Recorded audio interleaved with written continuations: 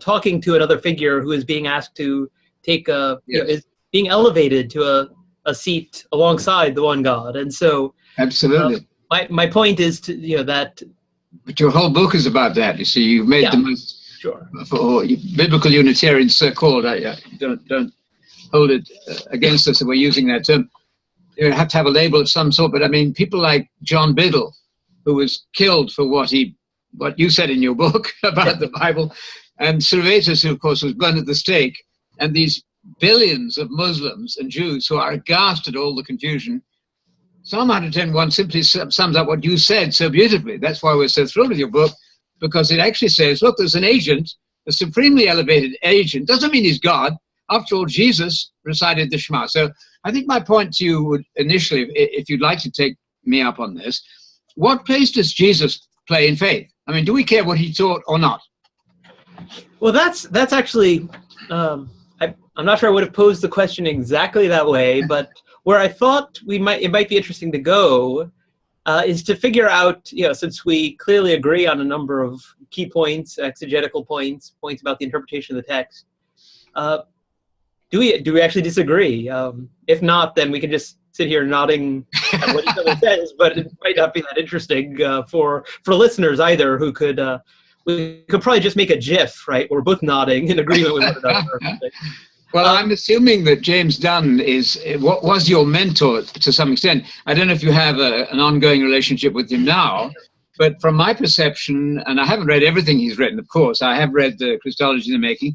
I haven't read your other material on John, but I have read your one book with the greatest interest. And you actually quoted Jesus there. You talked about John 17:3. And I also learned that you reflected on the fact that Barkham said, well, obviously John 17:3 means that Jesus is included in the Shema.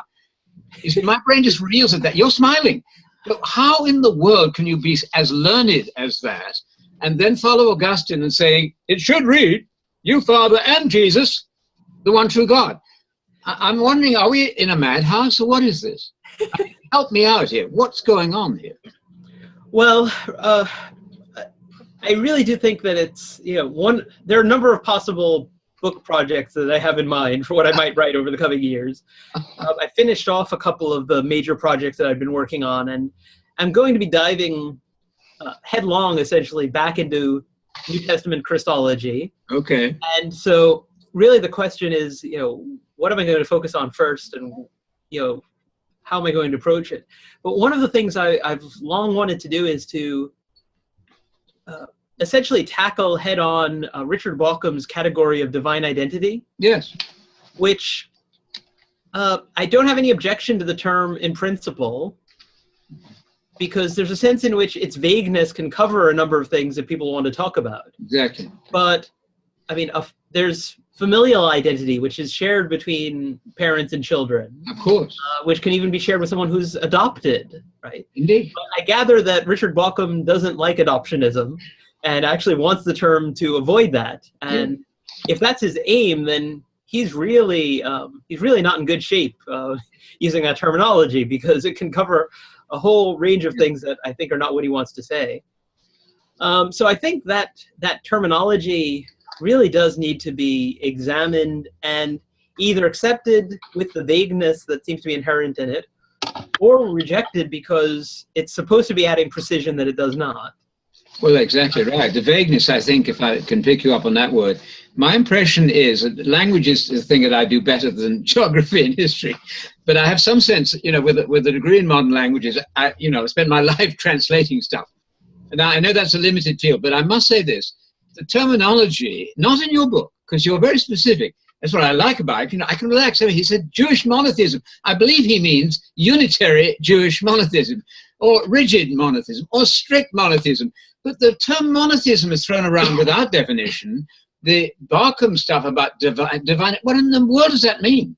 I think you're divinely identified with Jesus in some sense, if you're a Christian.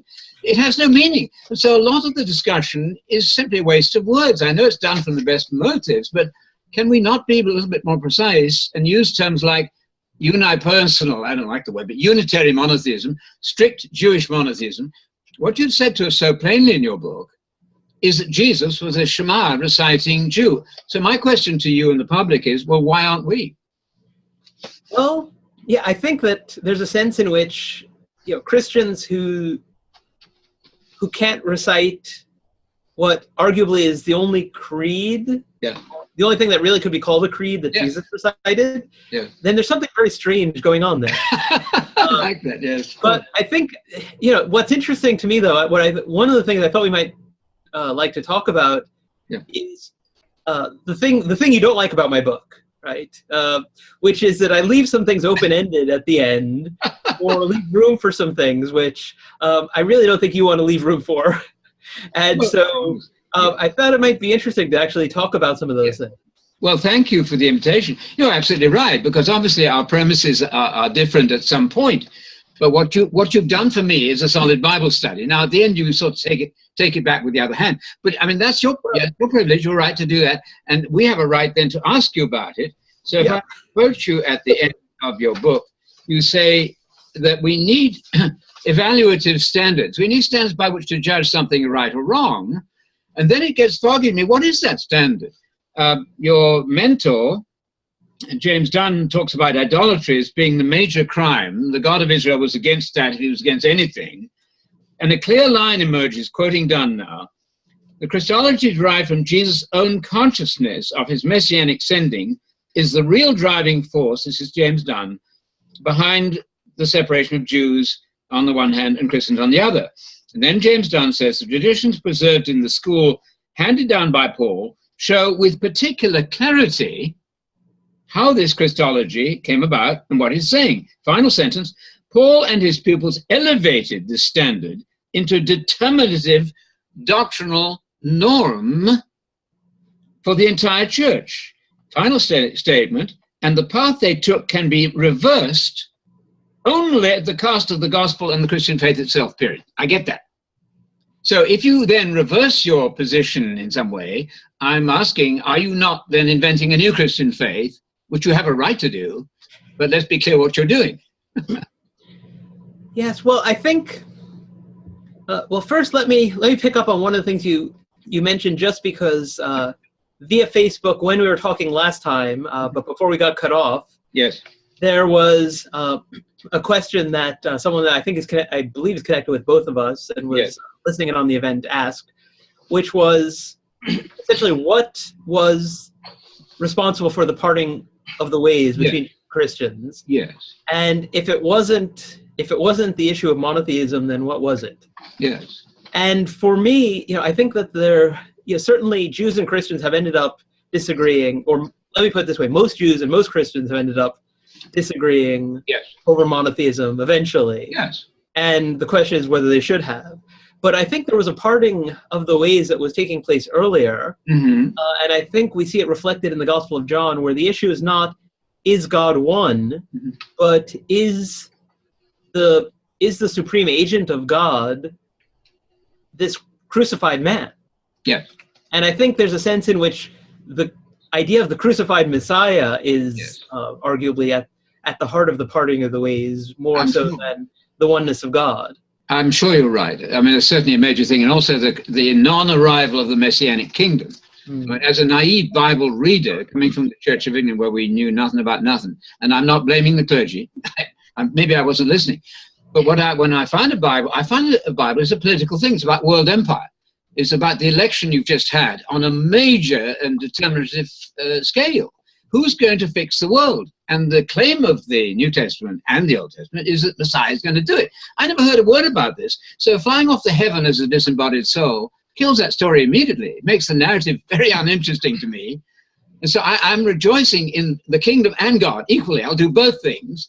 But when I'm looking at God, I find some of the Trinitarian books absolutely amazing. And I'm amazed that these brilliant people can't hear what they're saying. For example, Millard Erickson says, to be a good Trinitarian, you must say, God, he are three, and they, I can barely say it. They is one, and he are three. You must say that.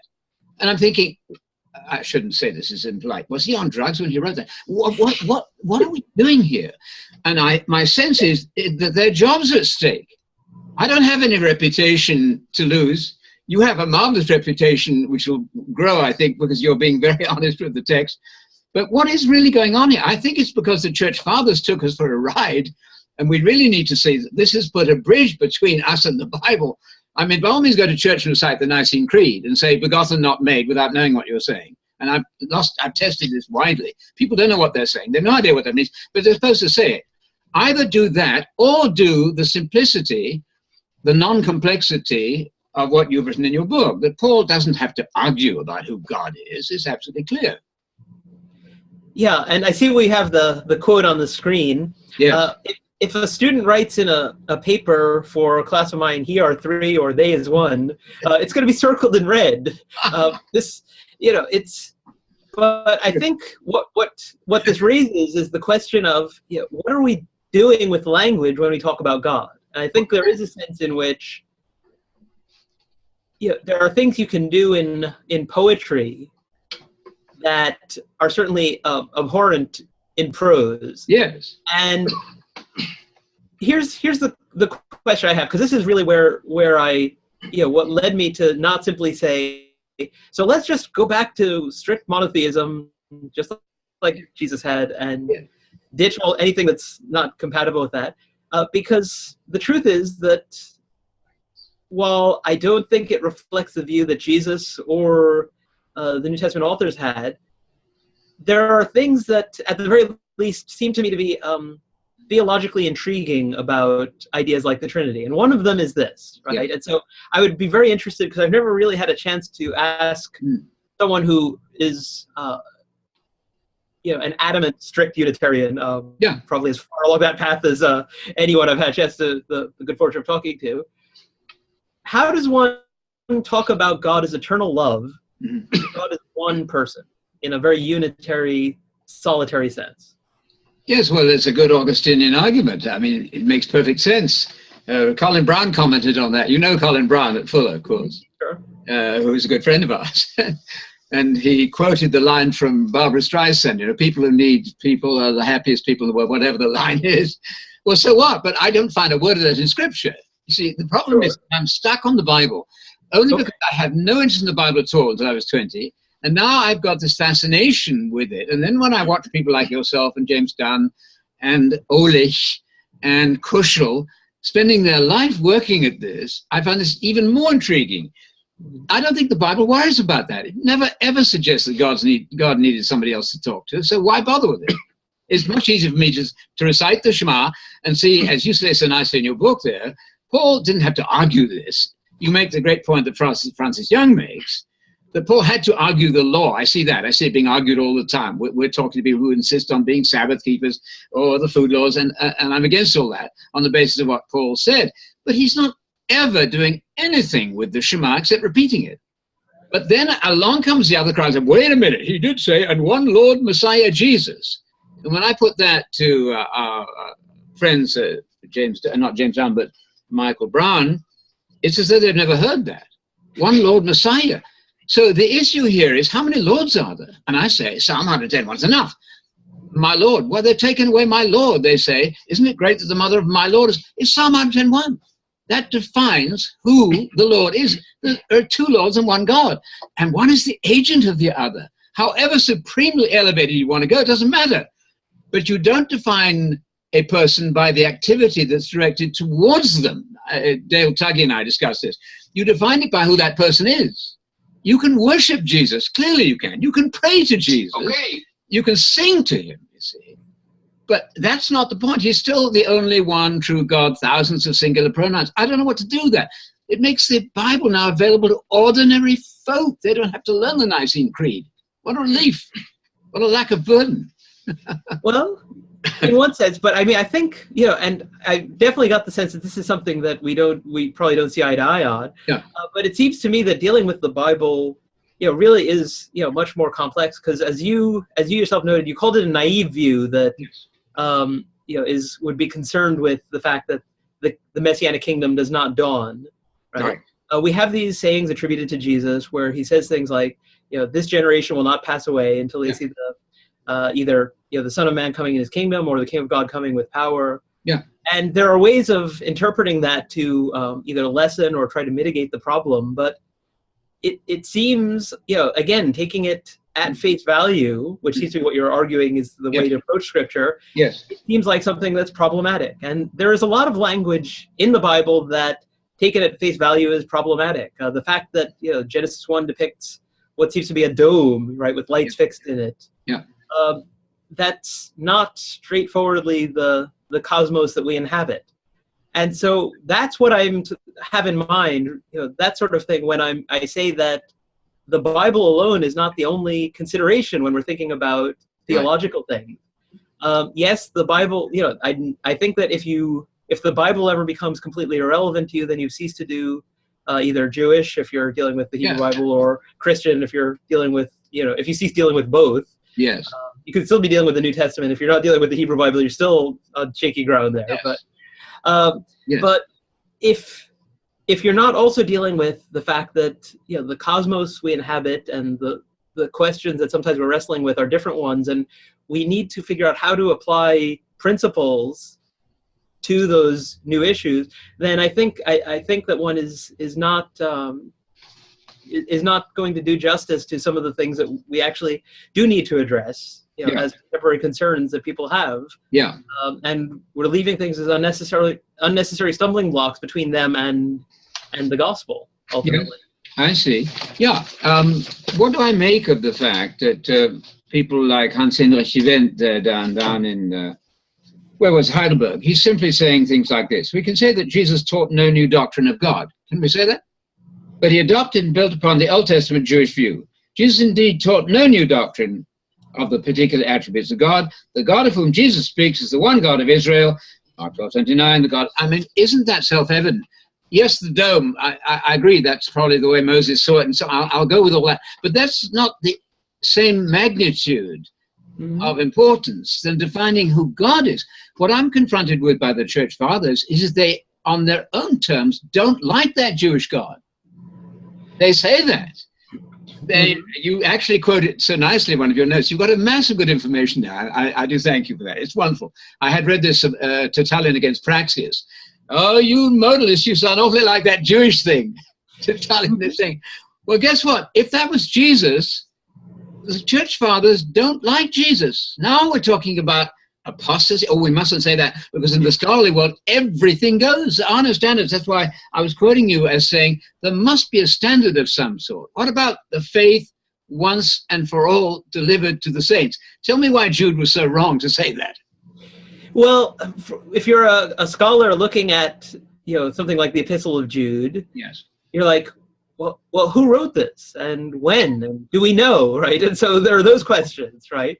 Don't just slip something in, quietly, sort of in between, James and the Johannine epistles and the Book of Revelation, right. This little postcard, and say, and then it's in there, and so that's like, well, then we have to deal, right? The thing that Luther was aware of, but I think a lot of contemporary Protestants weren't to the same extent, is that if you're going to take this principle of being open to challenging church authority, right, yes, and the historic church's stance on things, like for instance saying, they came up with the Nicene Creed, they came up with the Creed of Chalcedon, but we feel free to question that, yes, right? Because that's not our ultimate authority.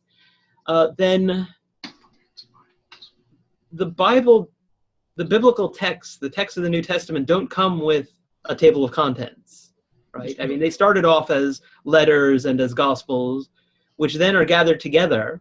And so the question becomes, on whose authority? Okay, so then what is the authority? You say it's not sound for a community not to have a standard. I'm asking you then, what is the yardstick by which I measure anything? We see our friend Hurtado says to me, well, Anthony, Mark 12, you don't know whether Jesus said that or not. You have no idea. Well, then you've just pulled the rug out from under my feet. I've then got nothing to say. So what am I supposed to believe? Is atheism an option? Can I look at the Bible and say, well, I don't know, I think these people are all absurd. How about Luke? Poor old Luke. Was he drunk, on drugs, or what when he wrote what he wrote? Somebody wrote that. I don't care if it's Luke or Lucian, but somebody wrote that stuff ostensibly in very nice Greek. I appreciate the language well. It's well crafted. I have to decide, for instance, when he reports Peter saying, listen, we had lunch with Jesus after he came back from death, I think intelligent enough to say it's either true or false. Am I allowed to say that? Absolutely. Although I think there are the important thing to note is that there are ways of things being true that are not the same as either scientifically true or historically true. There are things which Jesus said in stories, right? Some of the stories he told, I don't think the point of those stories is about telling us that there was a specific man, and if we knew who he was, we'd know his name, who went down to, was heading to Jericho on a particular day, and fell among this particular group of thieves that were notorious. To focus on that actually might miss the point of the story. Absolutely. But what about the one where Peter says, we had lunch? I saw Dr. McGrath on the screen yesterday. Yeah. Anthony, you're lying. No, probably not. No point. So I'm asking then that view to explain to me, what basis did Luke write that? He penned that. Was he trying to make money out of me, deceive me? Was he on drugs at the time? I need a better explanation than the simple one is that these people had met the risen Jesus. And that was so exciting, they had to tell us. And we come along with our very analytical method, and we treat the book as a history book. It's never anything other than a challenge to you and me getting immortality. I don't think it's a history book. It's a challenge. It's a kerygma, isn't it? It's a you better listen because God is speaking through the prophets. Hebrews 1, God spoke. That's it. That's enough. But we don't do, well, how did you? He spoke. Then he spoke in a son. You either believe it or you don't. I don't see where there's a midpoint there. Well, here's where I'd see the midpoint, right? Because once you're aware that there are things that are potentially historically difficult in the Bible or scientifically difficult or whatnot, yes, then certain ideas such as the American fundamentalist dogma of inerrancy cease to seem plausible. And if you're told that you either have that or you have atheism, then not surprisingly, that often becomes a self-fulfilling prophecy, which I find disturbing, right? That absolutely agreed with you. People are told, if you can't accept this as the inerrant word of God without error, without any problems, take it literally in every detail, then you may as well throw it in the trash. Well, and that's silly because you've obviously got different manuscripts, so you've got to decide on that. Yeah, but people are surprised. These preachers are surprised when those young people then go to college, they take a course on the Bible, and they throw the Bible in the trash because that's what they were told. They're doing exactly what you told them to. This is the Bar Ehrman story, isn't why it? People give them this false antithesis, because it seems to me that, for instance, our parents, you've mentioned your own experience growing up in religious tradition. I've mentioned a little bit about mine last time. Even people who grow up in a family that fosters them in the Christian faith would recognize that their parents are not infallible, much less inerrant. Absolutely. And yet, those parents may still be teaching us the truth, right? And maybe directing us in the right direction. Yes. And if it turns out that that's all that the New Testament authors were doing, the equivalent of what of good parenting, as it were, of telling your friend, "Here's what I experienced." Yes. I don't see why that, first of all, I don't see why that shouldn't be enough. But second of all, it seems to me that if their point is not to give us things on the basis of their authority, but to direct us to an experience of God that we're supposed to have, which they had, and they're telling us, have this too, then we can have that experience. And if we encounter God through Christ as a result of that, then that's ultimately the confirmation. Of this message. I mean, from my perspective. Yeah, I understand. That's very clear. An experience which unites you to others who have had an experience. The problem is that I get people on the internet, I watch this hour by hour, who say that they've had this or that experience, and it teaches them this or that. The next person says, I've had this experience, and this is what I believe. It's mass chaos. I don't think that the experience thing is going to get us to any kind of unity, and yet I find Paul saying, I want you all to say the same thing, brothers. Be perfectly united, one mind, one judgment. And here's the gospel. It's about the kingdom. You're supposed to believe it or else. Then I find Jesus as very threatening, saying that multitudes are going to say, Lord, look the stuff we did for you. Look at the experience. Wait a minute. You've never even understood the gospel. I find that challenging. I don't like to say that, but it's at least challenging. Oh, it absolutely is. And I think, I think that's got a message precisely to those who emphasize that the key thing is, something like, a doctrinal statement, as though that's the basis of salvation. Yes. Because from my perspective, and again, this gets us back to the question of how God is depicted in Scripture and whether we should rely on that. It seems to me that both on the basis of the trajectory that Scripture itself sets for us, but also recognizing that the cosmos is much bigger, and so the God that is the source of this, all that exists, must be greater than probably most people in antiquity would have thought in terms of sheer magnitude, as it were. Right? Absolutely. Then there's a sense in which if what's required for salvation is getting doctrinal statements right about an infinite God that transcends anything that human language can do justice to, then we're all in serious trouble. Absolutely, couldn't agree more. So it seems to me that there are really two different approaches to religion. Yes, and they cut across probably different religious traditions as well as through Christianity. But there are those for whom faith is about saying we have the right answers and other people are wrong. And there are other people for whom faith is about recognizing that I am not God and I am finite, and therefore I can just trust and cast myself on the mercy of this one God to whom my language will never do justice. And it seems to me those two different approaches oftentimes are at the heart of some of the conflicts we see going on, including... no question. You've analyzed it well, but I still come back to the question that Olich comes up with, our good friend Olich, with his four-eyed wonder. You've read him, I'm sure. He's a systematician at Saarbrück, and he says, I have to tell you that the Trinity has absolutely no basis in Scripture. He works through it wonderfully well. Having said that, I'm not, and he's then covering himself. I'm not attacking the Pope now. I'm not questioning the normative role of the Pope. But I want to tell you, as far as the Bible's concerned, Jesus was a unitary monotheistic person, and he's worked at this. Now, has he done us any good, or should he have just done something more useful? What about your book? Why have you excited us Unitarians so much? Because our people died for this. They burned them, and Christians burned them, by the way. Sure. It wasn't the atheists we're afraid of. It's the church fundamentalists who will put me into eternal hellfire for having a glass of wine, half a glass. If you can get people out of that system, you can make them see sense. And that's what you're doing, I think, with your writing. Well, thank you for the compliment. I appreciate that. I think there's room as we rediscover that the view of Jesus, there are really provocative ways that people have tried to say this. I've seen people write that Jesus was a Muslim because he believed in one God very adamantly.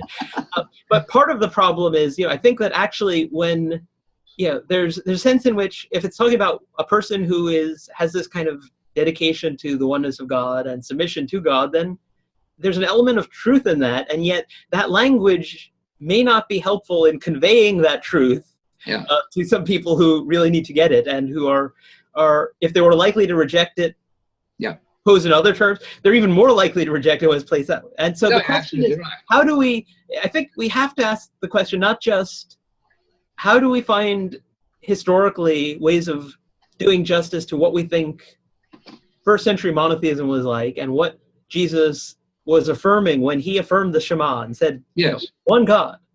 Well, I think also, how do we talk about this in a way that actually really broaches the issue effectively for people, including Christians, for whom this is harder to cope with coming from Christians in some cases than doing interreligious dialogue with Muslims or Jews, where you're expecting them to be different, and you're expecting at the end of the day to dismiss half of what they say, if we're honest, what some people that's true. Say. And you don't win it. There are a million different ways of catching fish, by the way. We're all trying to use some measure of diplomacy, I hope.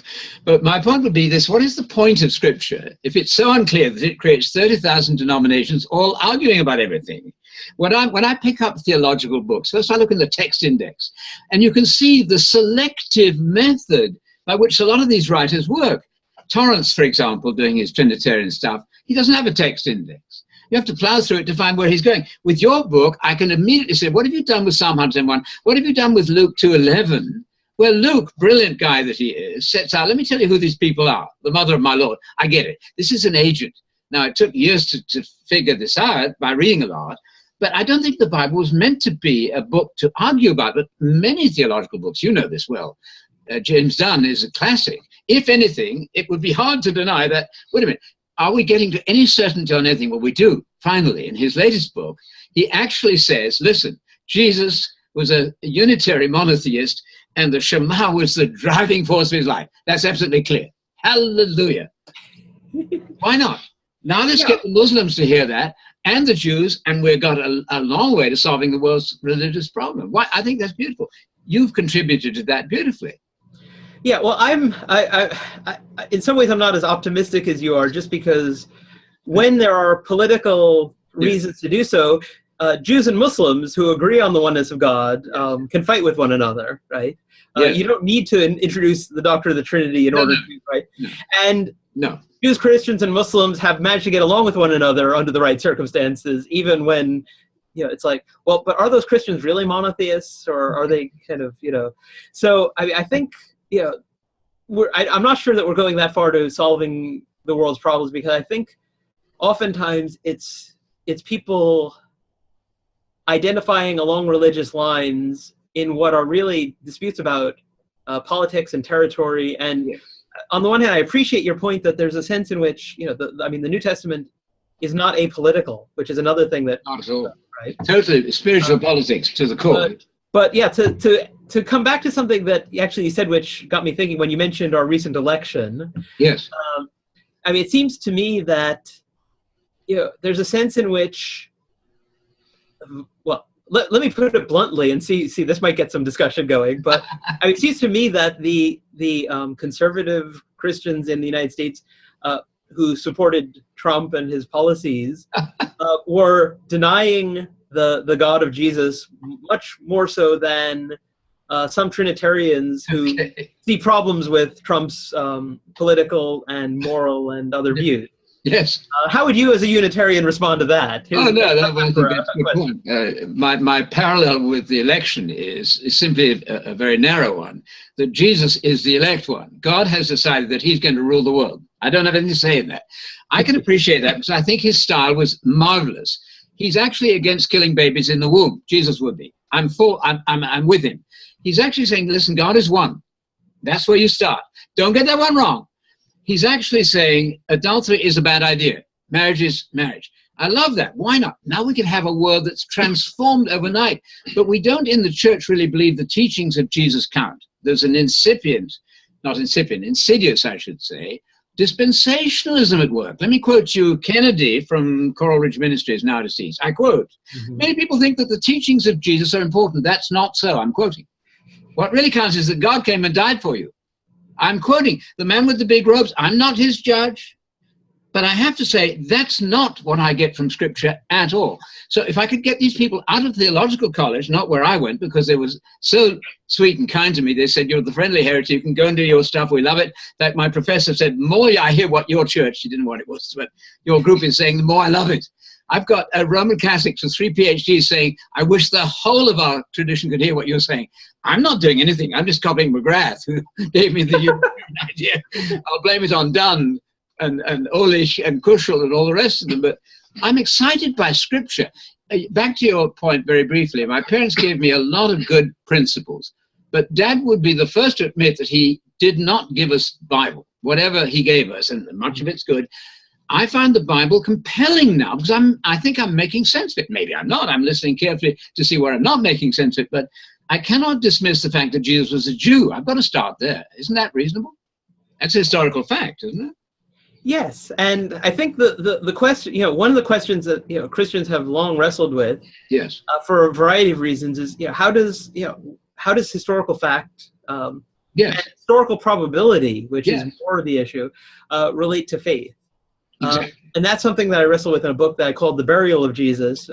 We were talking about it this up. I haven't read it, but I will have to go and read it now. Yes, tell me about that. How does that work? Was Jesus a Jew, or is that up for grabs? Can we argue about that? Well, people have argued about that. And I think the short answer is people can argue about everything. Yes. And so that precisely gets at the question, how do we know what to think about matters, right? Exactly. And it seems to me that if the question is a historical kind of question, what happened in the past, then nothing, and this is something I'm quite upfront with in my book. For a while, I thought that if I've had this powerful religious experience, then that vouchsafes things that I can say about history or about science or about whatever. And eventually I realized that it doesn't serve that function. No, it doesn't work. Right? And so the question is, well, then how do we know about the past? And what do we do when historical study, which deals in probability, on the one hand, is never going to make a unique event like Jesus entering a completely new kind of life of the age to come. Yes. And say, yeah, that's probable, right? On what basis? Well, you can say, well, if there's one God who is going to do that thing sooner or later to everyone anyway, then it's probable. But that's a theological argument. It's not a historical argument. What's the difference there? I don't grasp the difference there. Why is that a theological argument, not a historical one, or vice versa? Well, history deals a lot like, it's comparable, I think, in some ways to something like criminology, right? So if you investigate what conclusions you can draw based on the evidence you have. Yes. And if at the end of the day you don't find a person who could have been at the scene of the crime and pulled the trigger or plunged the knife in or done whatever, you don't say, well, then it must have been God who did it. Yes. You say, okay, we're going to leave this case open. Right. And here's where I see the thing, because even at its best, historical study says this is probable based on the evidence we have. And sometimes that probability is very, very high, right? And on some things, I think it's important not to simply say, well, do we really know? I think we have good reason to think that Jesus affirmed 2 greatest commandments, and that the top one included the Shema, right? So I think we have reason. Let me ask you, what right? What is the reason why you believe that? Right. Well, let's come back to that in 1 second. But just to finish the basic point, right? That's always going to be probabilistic, because if we find a whole new trove of documents, including something which, after much careful study, we conclude that Jesus wrote that, and he said, yeah, I used to agree with the Shema, but now I don't, or something like that, then historians have to revise their viewpoint, right? And we shouldn't be tentative because there might be evidence that nobody has found, but in theory it could say something, right? But it's always probabilistic based on the evidence that we have. Yes. Right? And so what that means is that even if you think that one can make a historical argument for something like the resurrection, the form it's going to take is Jesus probably rose from the dead. And most Christians would say that's not adequate as the gospel. Jesus probably rose from the dead, right? Yes. And so the question is, what happens to proclamation? Right. And how does it relate to an endeavor that, on the one hand, if we don't remain connected to history, then it's precisely then that we're most open to saying, well, then Jesus can be someone who looks like this, or who was the second person of the Trinity, or whatever. But if what do we do with the fact that historical study and its methods and its tools don't give us the kind of certainty that, in general, religion has longed for, right? Yes. So coming back to your question about what makes a theological argument different. Yes. If we're asking, was there a historical figure of Jesus, right? And there are people on the internet who dispute this. Yes.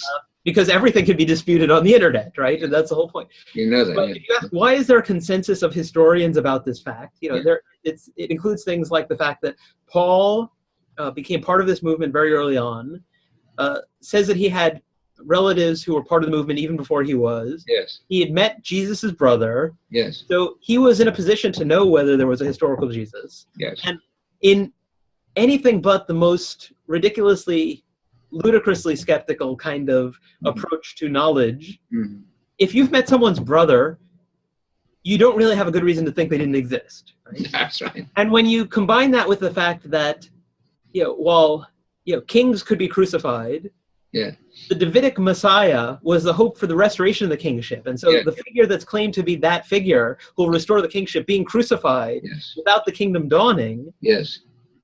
If you're trying to persuade people that someone is the Messiah, you don't invent their crucifixion, right? So this also, it seems like, reflects historical reality beyond reasonable doubt. Okay.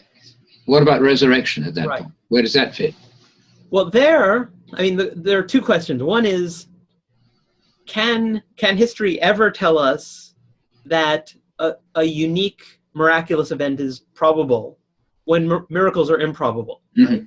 Which doesn't mean they don't happen. It means that they're improbable. Right. In a way that winning the lottery is not improbable, right? That you will win the lottery or that I will win the lottery is improbable, but that people will win it is not improbable, Right? Got it. Yes. That someone will be elected president, is not improbable. Although one particular person being elected president might have seemed improbable at times, and yet, lo and behold, it happens. Even so, right? I really don't want to come back to that example again. So hopefully we'll leave that to one side. Yeah. But it seems that something like the resurrection might be a different kind of thing that history simply isn't designed to deal with. Yeah. But on the other hand, we have statements such as, in Matthew that, they went to the mountain, there they saw him, but some doubted. Mm-hmm. If people could be present for those early Easter experiences and have doubts, then is there any way that someone today, either making a historical argument or making some other kind of argument, can say, I can eliminate all your doubt? Mm-hmm. And there are people who will, again, claim that, right? Josh McDowell's book, right? Mm-hmm. Something like The Resurrection, Proven Beyond Doubt. Mm-hmm. But I'm not persuaded that Josh McDowell is better poised to know than the apostles, whoever they were, that doubted according to Matthew, right? And we have these different accounts, right? I mean, about where these things happen, and we have problems with fitting the chronology together. And so questions arise for the historian. What were these experiences like that persuaded them that Jesus rose from the dead? Yes. And most historians will not doubt that people had experiences that persuaded them of this. That seems historically probable. Yes. The question is, does the evidence that we have allow us to know what those experiences were like with such a high level of certainty that we can say, we know with such certainty exactly what happened, that you can just say, well, I'm just going to believe it. Right. On their word. Yes. And I think you can see that at the very least there are some historical complexities there. Oh, certainly, absolutely. What about the words of Jesus himself? Again, we're back to this. I don't think that churchgoers really believe in the words of Jesus. I know they believe that he died for their sins. That's clear. But I'm reading this all the time. We really don't know what Jesus said. I mean, this is what Hurtado said to me. You can't be sure that Jesus even uttered the Shema. And then I look at my commentaries, and they're very learned, and they say this is a rather odd thing because the Shema was no longer recited by the church. So why would they bother putting it in there? Wait a minute. Wait a minute. Are you not now telling me that we departed from the words of Jesus? So once I establish the authority of Jesus, which I do because nobody spoke like him, even they said that, I have to say then what was Jesus, or who was he if he wasn't what he claimed to be? An absolute fraud who's deceived an awful lot of us, including myself. Of course, my experience is part of it, but that doesn't convince anybody. I know what I was like sitting in the Church of England. I know what I'm like now. I know that I'm fascinated by this. Doesn't prove anything. But I've got to say that Luke was lying when he said, listen, we had lunch with Jesus. That's on the level of, I saw Dr. McGrath on the screen yesterday. I'm not lying. I'm simply reporting facts. That's what I see Luke doing as a historian. So give me an alternative to explain Luke, or whoever it was. Well, there I think it's actually fairly straightforward because it says they recognized him in the breaking of the bread. Yes. And that's exactly the kind of language that I would expect in a story that emerges from, the fact that people experienced encountering Jesus through the breaking of bread, through this practice, right? Yes. And so that's if there is a candidate that can be taken seriously in the New Testament for symbolism, such as Eucharistic, what we might call Eucharistic symbolism, or the symbolism of the Lord's table, becoming a narrative in which Jesus is literally present. That might be one, because it actually uses that terminology of they recognized him with the breaking of the bread. Doesn't that validate his teaching, though? Well, back to his teaching was, I wasn't taught, you see, repent and believe in the gospel of the kingdom. I could not have defined the kingdom at all. I can now. I've read enough. I've read Schweitzer. I've read, all of these books. I'm quite clear that the kingdom of God is a coming event, and now it has its effect in the present. I understand that. You can say anything about the presence of the kingdom you want to, I'll agree with it. However, if you don't see that Christ is coming back to smash the world, unless we repent, and to set up peace, I don't think one has come under the aura of the New Testament. It's a compelling thing. Maybe I'm just nervous about that. But if you do away with the parousia, you've killed the whole document, I think. Which is interesting because, from the perspective of many, the Trinity, we can show Jesus didn't think that. But, the parousia, the the second coming, the dawn of the kingdom, is really where it becomes challenging, right? Yes. The departure and return of Jesus, in some ways is a harder issue to grapple with in some ways than, the oneness of God, where it's like, okay, we've got Jesus reciting the Shema, if you don't like it, well, tough, but it's there, right? It's an easy one, right? But, I remember somebody telling me, and I really appreciate the point where they said that the Ascension is harder to believe than the resurrection, right? Because resurrection, you're talking about a unique event, it's the start of new creation, you expect something, but Ascension seems to imply, and Jesus will return just as he departed, according to Luke Acts. Yeah. And that seems to involve the idea of heaven is up there. Yeah. And that's, again, where I'll quote my mentor, James Dunn. Yes. I had a great article in the Dictionary of Jesus and the Gospels, the first edition. I think they removed it in the second one. Which is called demythologization. Yes. And, he said that to demythologize the Ascension is not to deny that in some sense Jesus went to heaven, right, but to take it out of present and future space research. Okay. And it seems to me that that's part of what we were talking about earlier, which is grappling with the fact that we view the cosmos differently than they did. And so we can say that God accommodated to people's understanding and performed a miracle which reflected what they'd understand. Yes. Or we can say that people believed that Jesus had ascended to heaven or had gone to be where God was, the right hand of the Father, and expressed that in narrative form. Or there are any number of ways that we might deal with that, but I don't think we can avoid some of those challenges. Okay, I understand it. Yes. Okay. My colleague here is saying that there's some people out there just so this is straining at the leash to ask some questions. This is an interactive webinar. Thank you, Dr. McGrath. I'll see. There's a question here to go backtrack to something you said and something you say in your book, actually. And I'll put the quote on the screen for the sake of the viewers. So on page 101 of your The Only True God, you make the argument that you just made that you have a question regarding if God is a unitary person alone, how does that explain God is love? And you write that this is why the Trinity is an extremely helpful doctrine, because it answers that notion that the only way God can love is if he has other persons, I guess, like himself. I'll let you answer that. Yeah, and I'd say that, I think I tried to work in, that it's...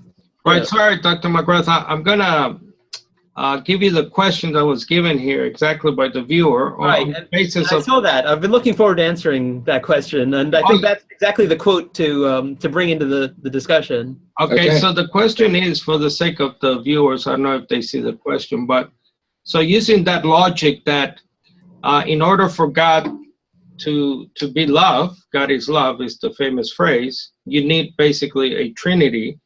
But if that's true, using that logic, the questioner asks, do you believe God needed a Trinity also to be merciful or holy? Yeah, and I would say that, my initial reaction is, and, I'm not trying to, I do want to be clear that I'm not trying to make an actual case for Trinitarianism here. I'm trying to explain why I think that it's not something that should simply be dismissed as so much nonsense, because there are things which, if one is inclined to listen sympathetically, certain forms of it may actually have something that are at the very least worth thinking about, right? And I'd say that about pretty much any viewpoint, including many that I disagree with. Mm-hmm. But it seems to me that the question of love, is different from the question of mercy, in the sense that if one is dealing with a perfect God, then it's not clear why mercy would be required, even if there are interpersonal relationships, right? But what we mean by love normally requires multiple persons. And so the idea is that, how do you have God be, the question is, how do you have God be eternal love and yet not be an eternal, not involve an eternal relationship, I guess is the question. How can God be eternal love without there being eternal relationship? And I think that's a legitimate question, and it may be that there is a better answer than the Trinitarian one. And for me, I would emphasize that because God is transcendent and ultimate, I think that even when we talk about God as one person, if that means that God is one person who's a lot like me, just kind of bigger and stronger and faster and smarter, then I think that's not doing justice to what we mean by the one God, right? And so there's this concern. I think we need to be cautious about anthropomorphism, whether it's unitary or plural. So the question I was raising there was simply the question of does that symbolism, right, in the context of not taking it literally and saying, well, God is literally these, or has multiple personality disorder, or pressing it to all kinds of things that are actually, incredibly problematic. But does this, is this as, taken as symbol, does it get at an important idea, which is, does love require relationship, or doesn't it? I mean, can we talk about God as eternal love as a single person, right?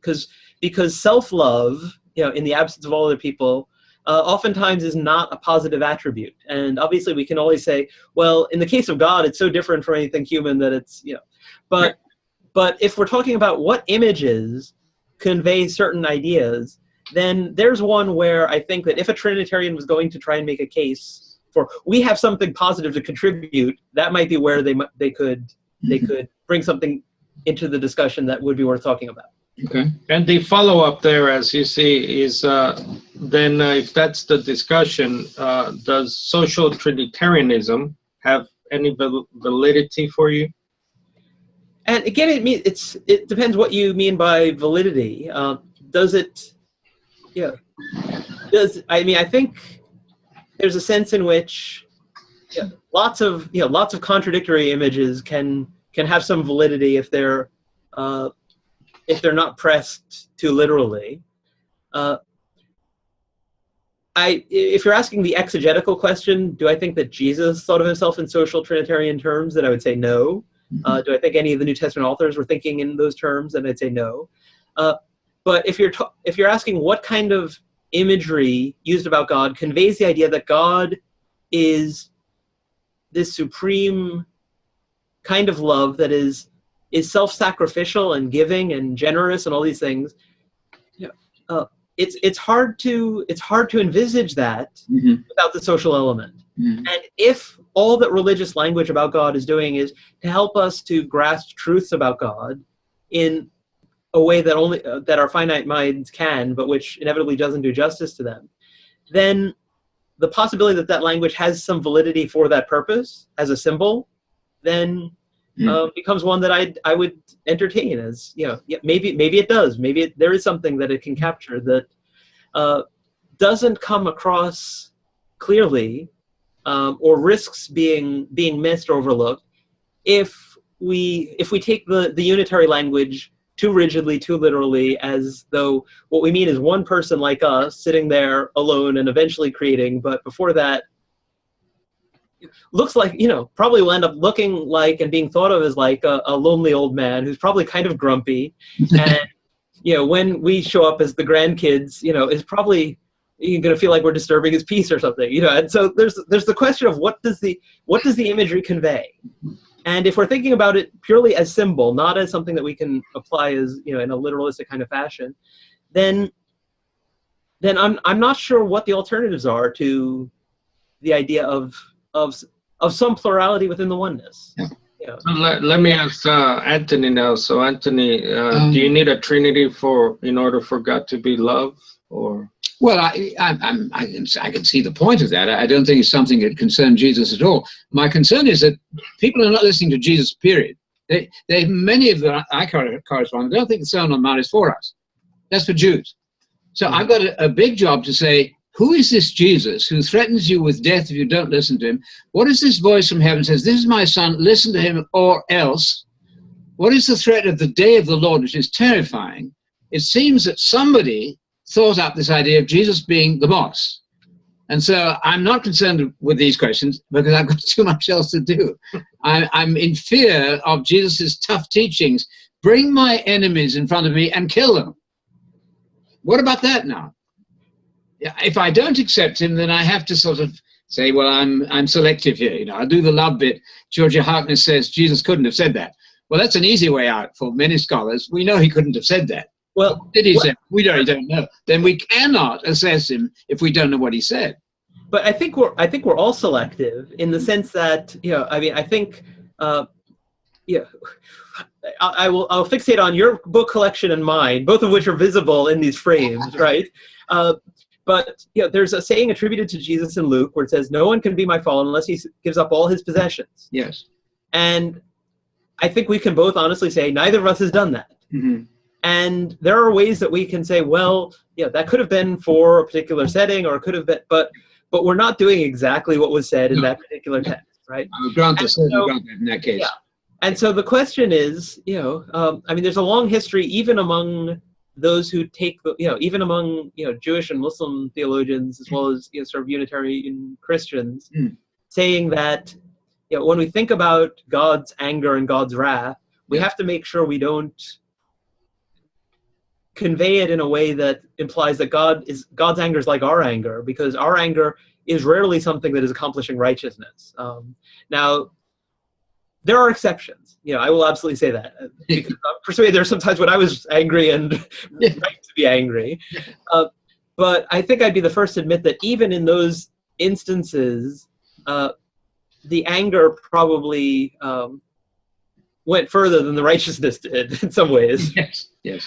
And so in using human language to talk about God, there's risk. And I think it's there in saying, you know, one, and saying three, and in saying love, and in saying anger. And I think that's getting at the heart of the question, which is, you know, at what point do we have to recognize that, you know, this language is more sacramental than referential in certain ways. It's not saying that when we say God is one, we fully grasp what that means. I mean, it means unity, but do we know what the substance of God is made of, consists of, is like? Do we have any concept that could do just, you know, can our language do, you know? And so recognizing that all of this language is aiming to convey crucial truths that, you know, and Jesus affirms, so whatever we think the crucial truth is in the oneness of God, Jesus reaffirms that. And so I want to be clear that, you know, even in saying that, I think there are things that Trinitarianism has brought to the table that are worth thinking about and talking about. I think that, you know, mainstream Christianity, the dominant forms of Christianity, have lost a lot of that. You know, so much so that the oneness of God is no longer a common ground to start a conversation between Jews and Christians and Muslims. Yes. And so I think there's definitely something that needs to be recaptured there. And there I'm sounding a lot, again, like James Dunn, I think, you know, who said something similar. But I think that when all those involved recognize the limits of human language to do justice to the one God, as oftentimes, for instance, the mystics, those who've had powerful religious experiences in the Jewish, the Christian, and the Muslim traditions, have often recognized that, you know, there may be more that unites us when we're humble and admit that we actually don't really get God and need to throw ourselves on God's mercy because we're never going to get it. All we know is that we've had this experience that persuades us that this one God is overwhelming and frightful, and yet somehow compassionate and, you know, awe-inspiring, all wrapped into one. And so how do we do justice to that in language in a way that's true to monotheism, but doesn't you know, doesn't go the route of a kind of naive literalism, which once again, you know, instead of getting away from problematic language, just substitutes another kind of problematic language. Yeah, I understand that. When Jesus in the book of Revelation, and I know the scholars are very clever about saying John's Jesus, my cousin does that, John's Jesus, how about Jesus? How about Judaism? Why not Jesus? Now, with this towering figure who is Messiah, claiming to be Messiah, seems to be completely off his rocker, or he could be telling the truth. If he's telling the truth and he uses language, it's very clear. You who follow me and stick with it to the end, not once saved, always saved. That's just false. Like getting a prize when the gun goes off the race. That's just silly. Paul says, behold the severity of God and the kindness, if you continue. So that's one thing I'd want to change immediately, because it alters the whole flavor of evangelical Christianity. He then says, if you overcome, stick with it. Listen, I'm going to give you power over the nations to break them with a rod of iron. Fix the world. Don't you know Paul is indignant in 1 Corinthians 6:2. Don't you know, my dear people, that the saints are going to manage the world? I didn't hear that in church. That is staggering. Yeah. So, I mean, here he's looking at Dr. McGrath. What sort of guy is this? I could use him. I could use this talent. Let me put him through all kinds of trials, tribulations, and see how he measures up. Then I will give him immortality. That seems to be a very big offer. But I'm not hearing that in church. Vaguely, I go to heaven and play a harp on a pink cloud as a disembodied soul. I think this is making nonsense out of the text. That's what clouds were pink? I never heard that. Yeah. The whole eschatological thing is very, very resurrection focused in the New Testament. It's all about the parousia, about Christ coming back and binding the devil. I don't hear James Dunn talking about the devil very much. What might he have done, Dr. James Dunn? Yeah. Tell me about what the devil might have done. There's a marvelous statement in one of your books, possibly, where you quote Hurtado or somebody else who says, we should accept that somebody's a monotheist if they say they're monotheists. What? Could they be deceived? Paul spends most of his time saying, watch out, the devil is about to get you. You better pay attention or you're going to be deceived and lost. That's much more challenging than what I got in church. Well, one of the reasons for saying that, part of it is, the insider versus outsider perspective on religion. If you're doing religious studies, then, I mean, it's like dealing with, people who say they're Christians and yet, support war and support, torture and, seem to have no empathy for homeless people or marginalized people or whatever, and it's like, okay, then what, what's your relationship to the teaching of Jesus, and so they need help, they need correction, they need and so there's a sense in which, as an insider to Christianity, one can make that argument. If you're a religious studies person, let's say who's not a Christian of any sort and is looking at this, then you still have the question of, and it's still an important question to ask, and I think it's important even to those of us who may disagree with those people who are saying that. How do people manage to claim a Christian identity which lacks the substance of the teaching of Jesus? Right? That's exactly the point. Right. Exactly the point. And so the same, it's starting sort of inductively with the ancient evidence, because on the one hand, monotheism itself is not a term that's used in antiquity. It's a kind of a term that's introduced to try and sum up what's often summed up as one God. God is one, something those terms, or Hear, O Israel, Yahweh is our God, Yahweh alone, or Yahweh our God, Yahweh is one, however one wants to render that. One Father. Yeah, one Father, one God, right? One God is the shortest form that it usually takes. Right? But what we find is that there are people who say one God, and yet say, you are exalted, O Lord, among the gods. Yes. And so if there's one God, then what is the plural gods doing there? And how does that work? And what is, right? And so for some people, monotheism means saying there is one God and no other being can be referred to as God. Right. And for others, it's saying one God is supreme and alone worthy of worship. Of course. But there are other beings who may be called gods, or as Paul says, so-called gods, or however one wants to. Right. Not a problem. It's not a problem really for anything. I know the thing about monolatry and monotheism, but we get lost in a confusion of language, where the point is you think of one God and one Father. That's it. Now you've got this extraordinary man Messiah at the right hand. Okay, I get it. The Bible is about God and man, not about God and God. That's killed the story. That's why your book is so important. You should, if people will pick this up and read this, and my goodness, I've been deceived in church. Can you imagine that? They've taken me in. They've been making me quote the Nicene Creed, which has nothing whatsoever to do with Jesus. Never heard of it. I've got a massive quote saying that, by the way. Scholars mostly understand this. Don't get it in church. I mean, I think and it's hard to know precisely because I've often said that teaching at the institution that I do probably saved my faith.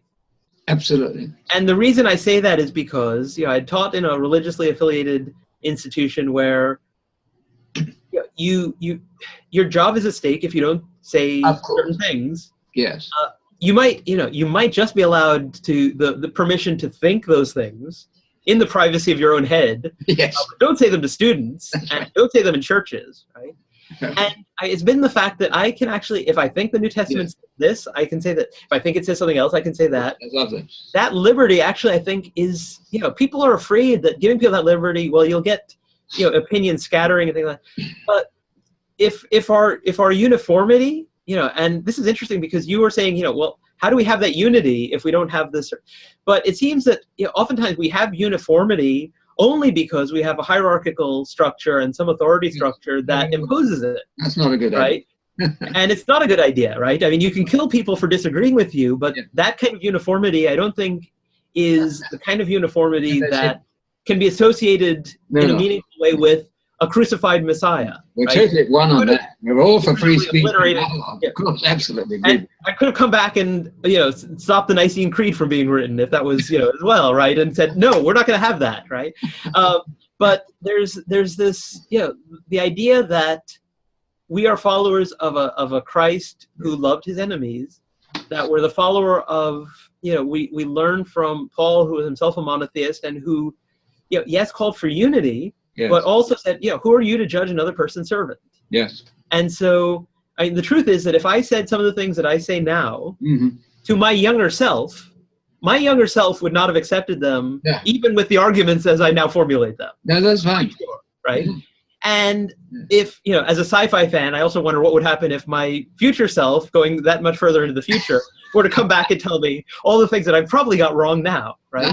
And so that's one of the reasons why, again, I think that, I think that the oneness of God, losing that emphasis puts us at odds with people that we should have at least some common ground with that we've lost. It seems to me that the seeking after God with one's whole heart is what faith means in the New Testament. Absolutely. Right? Not having all the right answers already at that one moment. Hoping to be moving in the right direction, at least, yes. Yes. Certainly. Right. So, I absolutely agree. That's my view. No, my view too. I love it, yes. So keep writing those good books, and the historical, if it's only a historical study, it's very valuable for me because faith and history go together, obviously. What you've said there so nicely, and with all of that research, I can't look up all those articles, you've done it, and you come up with a brilliant thing. Very easy. God is one, and there's an agent. Anthony Harvey gets it right too. But look at the fury that comes against you, and the confusion. No sooner have you made this easy point, and Harvey made the easy point, that they're all there with their PhD saying, "Oh, it's not that easy. Come on now, it's not really very easy at all. It's too complicated. So don't try to be too simple." Those are your opponents. Yeah, and I will be the first to say that argument should not be, that possibility should not be dismissed, because and it's a good example from two ways. On the one hand, Albert Einstein is supposed to have said at some point, "Make everything as simple as possible, but no simpler." Okay, so good. Which I love as a quote. But it's also, what's interesting is that I've tried to track that down, and it doesn't seem that he actually wrote that. He may have said it, and people may have quoted it. It's a good line, anyway. So it becomes a more complicated historical question than simply quoting him, and you see it everywhere on the internet. And so Einstein said, and okay. I'll finish because Carlos has got an in-break. But with Canon Gould said, when the Greek and Roman mind came to dominate the church from the 2nd century, this is Harnack too, there occurred a disaster. In your book, you say these were monotheists, and they were fervently so. You say it needs to be desperately needs to be clarified. That's what you said. I'm with you totally. Yeah, and I'm reluctant to blame Greeks and Romans, simply because at least the earliest Christians seem to have converted to a monotheistic form of Christianity. Yes. From a Greco-Roman background, right? Oh, some did. And many Jews who were, didn't cease to be monotheists, were able to engage and to some extent even embrace elements of Greco-Roman thought. Yeah. Right? And express monotheism in that kind of means, and express their faith in that way. And so I don't think it's just, you get into Greek and Roman stuff and then it goes horribly wrong. I think to go back to where we were just talking about, I think the answer to how things go awry is more complicated than that. Okay. in some ways. Yep. Thank you, Doctor. Thank you. I don't see any questions here. So do you want to finish up soon? Sure. Okay, I just had, since there's no other questions, just to finish up here, I'm very fond of a book by Harry Wolfson called The Philosophy of Wolfson. Called The Philosophy of the Church Fathers. Mm-hmm. I don't know if you're familiar with him. He was a Harvard man. Anyway, in his book reminds me of something you wrote on hearing rather than reading intertextual echoes from 2011. And you said there that the Shema is far less frequently heard than the Nicene Creed in that article.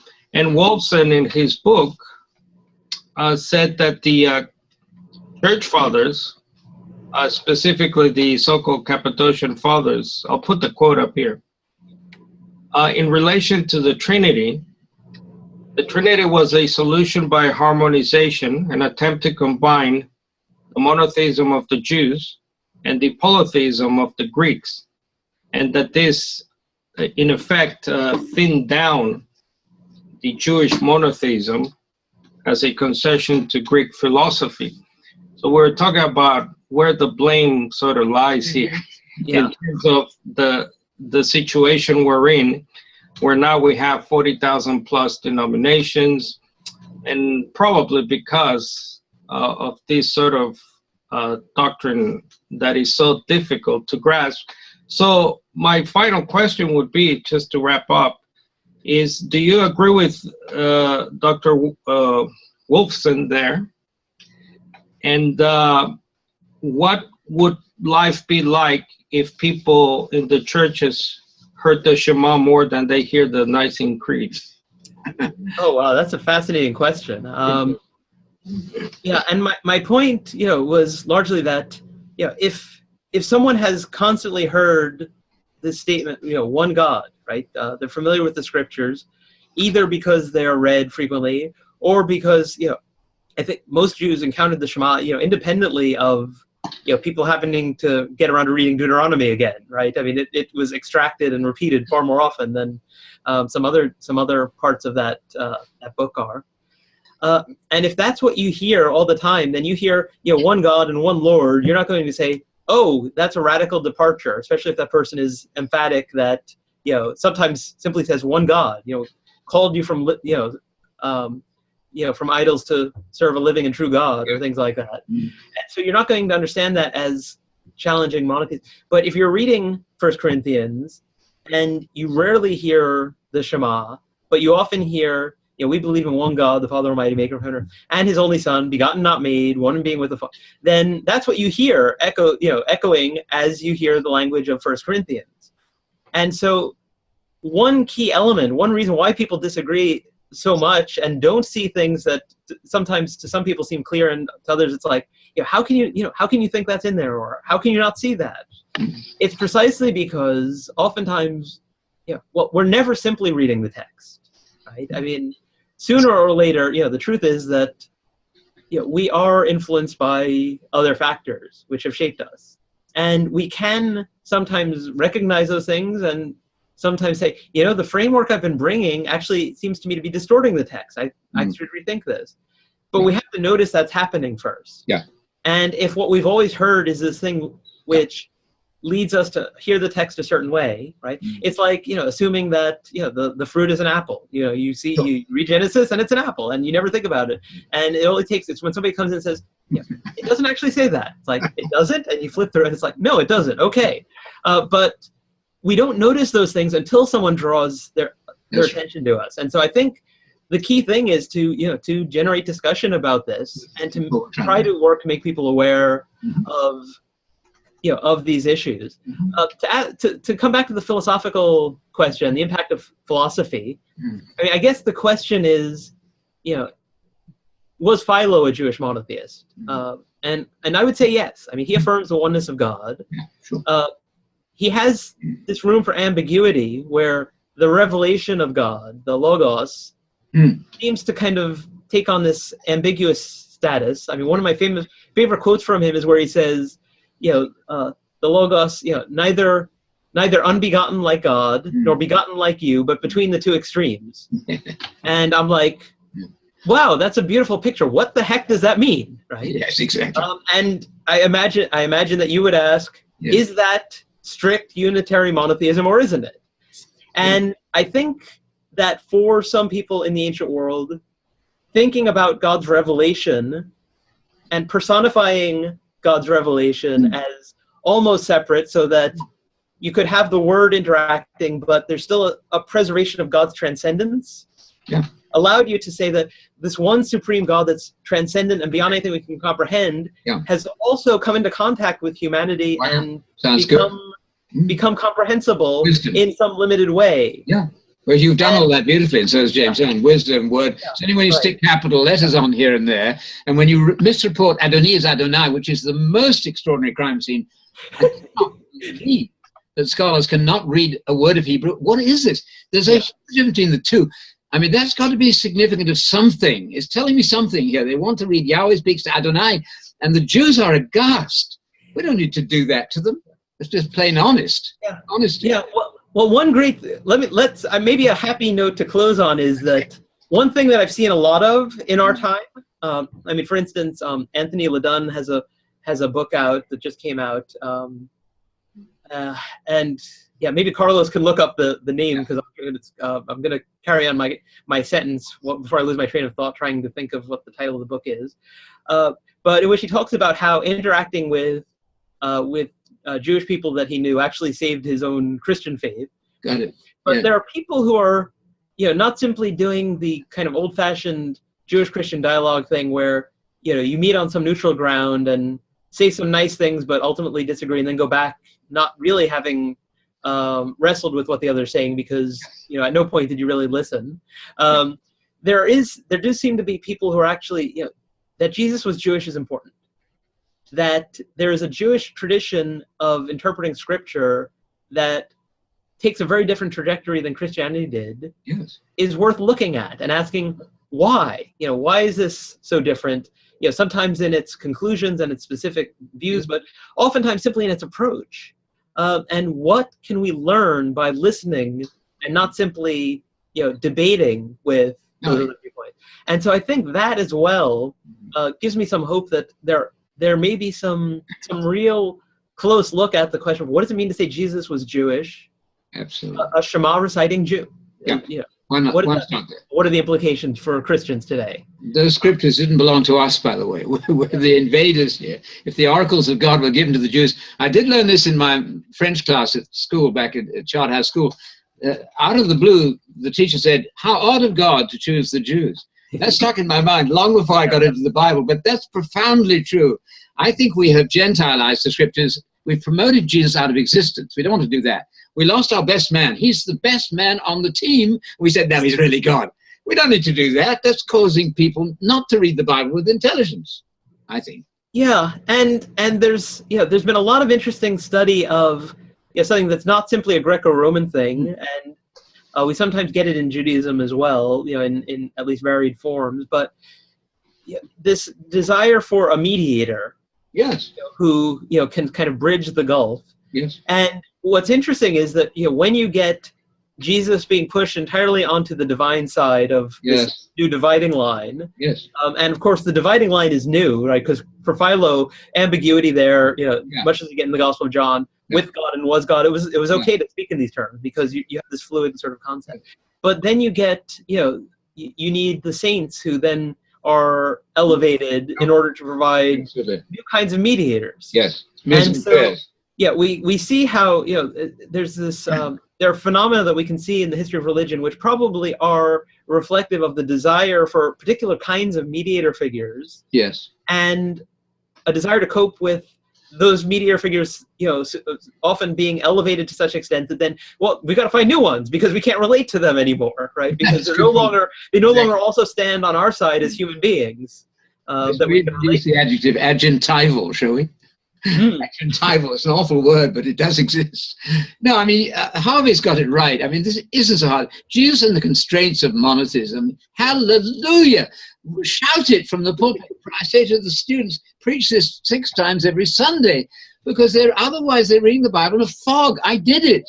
I don't want to read the Bible in a fog. I want to at least understand what they're saying, even if it turns out all to be false. I'd rather understand what they're saying.